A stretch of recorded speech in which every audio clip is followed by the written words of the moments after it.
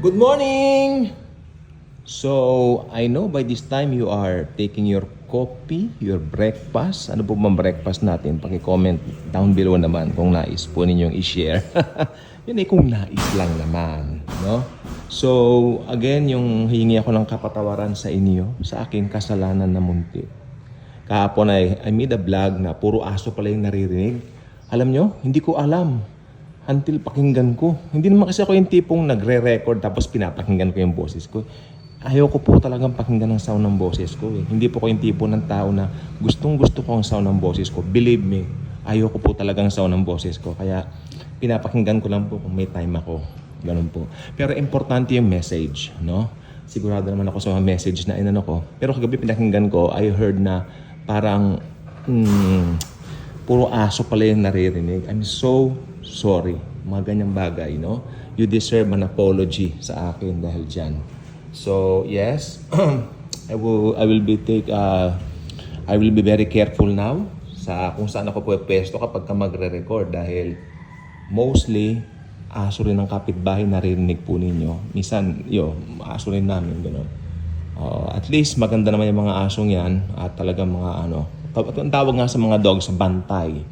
So, they live after their name naman because whenever kahit naman sino sa atin, umaalis tayo. Yung mga yan ang bantay. Okay?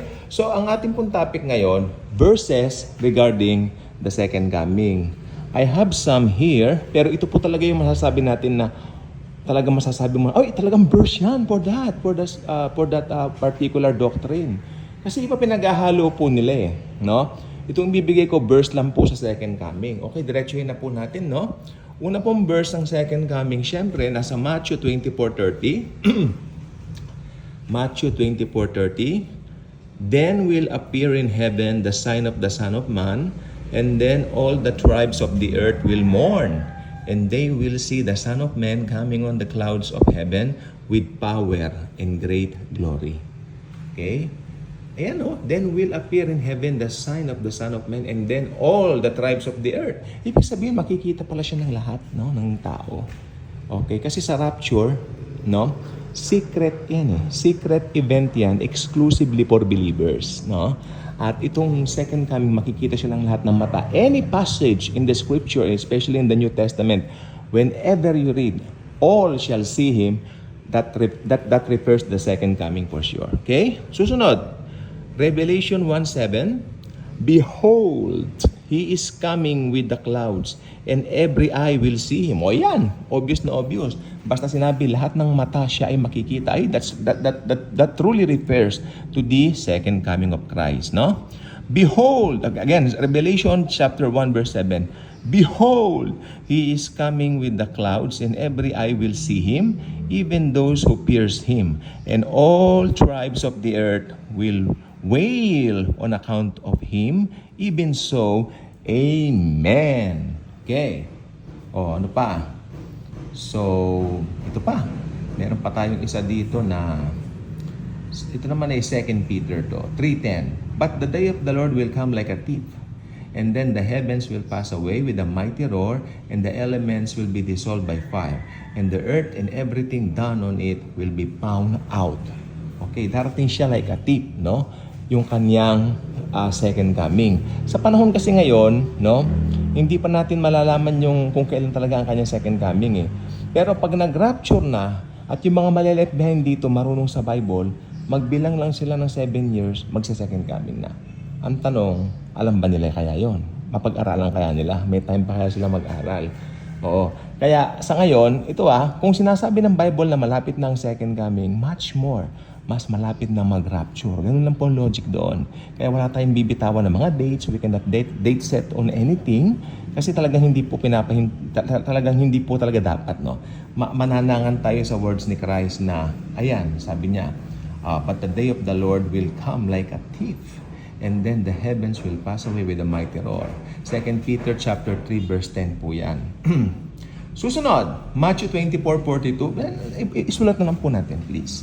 Matthew 24:42. Therefore, stay awake, for you do not know on what day your Lord is coming. Ayan, Ang liwanag yan. It refers to the second coming of the Lord. Therefore, stay awake, for you do not know on what day your Lord is coming. Yan. Meron pa tayong Acts chapter 1 verse 11. Acts chapter 1 verse 11. Sabi niya rito, who also said, Men of Galilee, why do you stand looking into heaven? This nasabi ko dati pag akit na ng langit, This Jesus who was taken up from you into heaven will come in the same way as you saw Him go into heaven. Saan po ba pumanik ang Lord? Anong place dito sa lupa? Mount of Olives, bundok ng Olibo. Kaya sa kanyang pangalawang pagparito, doon din po siya pupunta. At ang sabi niya rito sa aklat ng Sekaraya, ang kanyang paa tatapak sa bundok at magi-split ang bundok. Maliwanag po yan. Ito, Revelation chapter 22 verse 12.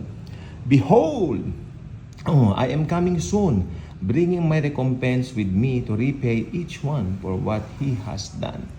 So ito po siya. It refers to the second coming. Pero alam niyo maganda yung second coming. Alam niyo kung bakit? Because matutupad yung isang katuparan ng hula dyan. The Jews will finally accept Jesus as their very own Messiah. For the longest time, maski noon pa, ang tagal. Ang tagal nila nagmatigas na si Jesus ang kanilang inihintay na Messiah. No? Kaya hanggang ngayon, naghihintay pa lang sila ng first coming ng Messiah. Samantalang sa atin, second coming na ng Messiah ang inihintay natin. So may malaki pong difference when it comes sa mga Hudyo. Dahil po sa harden ang hearts nila, ang kanilang puso ay talaga pong matigas pa rin. So, yes, talagang they still reject the Lord Jesus and waiting for another one. Pero lahat naman po ito inihula ng Panginoong Jesus. Sabi niya, pumarito ako sa pangalan ng aking Ama. I come here in the name of my Father. And you reject me. Kanya. But anyone who comes in His own name, you will accept. Yun yung Antikristo. Di ba? Liwanag So, yeah, that's why, the Jews, up to now, they're still waiting for their Messiah to come. Actually, sa kanila, they're still waiting. Pero, they're still waiting. First coming pa lang, hinihintay nila. Samantalang tayo, ulitin ko, we're waiting for His second coming. Pero, syempre, kung Kristiyano ka, paano ka ba mapupunta sa Lord? I-rapture ka. Maliwanag po yan, ha? No? So magkaiba yung rapture sa second coming. Yung rapture, secret yon. Hindi alam ng mundo yan. Kaya papanoorin niyo yung pelikula ni Nicolas Cage, saka ni Jordan Sparks, saka ni Lea Thompson, yung ano yung pamagat na? Left Behind. No? May ibang Left Behind pero masyadong boring Ayoko. Mas gusto ko yung kay Nicolas Cage. Talagang may action na maganda. Naboboring ako sa mga mabagal ang pacing ng movie. Ayoko yung ganun. Maganda yung talagang may action. Yung talagang ganun, di ba? Mabilisan, ganun. Di ba? Ang ganda nun. I highly recommend, no? Nasa YouTube po siya. And I'm praying, Lord, sana wag itong i-delete sapagkat this is the movie. Pamagat nun, Left Behind. It was shown in Chatters. It was shown in Chatters, 2014. And the DVD is coming print also late that year. So, meron po kaming DVD rito. It was being sent from the States, from the United States of America sa aming kapatid namin. Then, pinadala po kami ng DVD. So, siyempre sa tagal ng panahon, hindi naman nauso yan. Nakalkal ko nga, no? Tapos, tinamad naman akong kunin yung DVD player kasi nasa taas na, nalikabukan na, pupunasan ko pa. Ay, tignan ko nga sa YouTube. Ay, nasa YouTube. Maganda. Pinulit ko. Maganda yung ulit-ulitin. I highly recommend that. Doon makikita nyo yung rapture vibes, no? At mararamdaman mo, kung sakaling naiwan ka, mararamdaman mo yung feeling nandoon Nakakatakot Nakakatakot ma-left behind sa lahat ng bagay. Yan ang pinakawag na wag niyong papayagan. That's why right now, receive Jesus as your very own personal Lord and Savior. This is the right time. This is the right moment. No? This is the right moment. Receive Him.